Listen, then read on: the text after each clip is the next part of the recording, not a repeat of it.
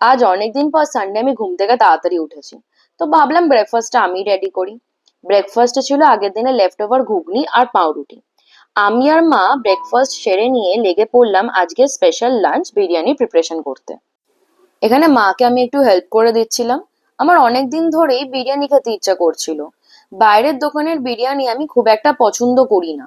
আর আমার মা যা দারুণ বিরিয়ানি বানায় তাতে সব দোকান ফেল করে যাবে। তো আমার যখনই বিরিয়ানি খেতে ইচ্ছা করে আমি মাকে বলি, মা বানিয়ে দেয়। বেলায় স্নান সেরে উঠে বসে খেয়ে নিলাম ঠান্ডা ঠান্ডা আম। আর তারপর চলে গেলাম রায়তা বানাতে। বিরিয়ানির সঙ্গে রায়তা ইজ মাস্ট, না হলে তো আমি পারবোই না। লাঞ্চ সেরে উঠে দুপুরে দারুণ ঘুম দিয়ে বিকেলে উঠে রেডি হয়ে চলে গেলাম বন্ধুর সঙ্গে গঙ্গার ঘাটে। ঘাটে গিয়ে দেখলাম সব দোকান বন্ধ। তো কিছু একটা আমাদের খেতেই হবে, তাই সামনে আফরি মলে চলে গেলাম। গিয়ে কেএফসি থেকে চিকেন স্ট্রিপ অর্ডার করেছিলাম। আর সারাদিন এত কিছু খাওয়ার পর আর কিছু খেতে ইচ্ছা করছিল না, তাই বাড়ি এসে শুধু কোল্ড ড্রিঙ্কস খেয়েছি। So that's it for today. ভালো লাগলে ভিডিওটা সাবস্ক্রাইব করে দিও।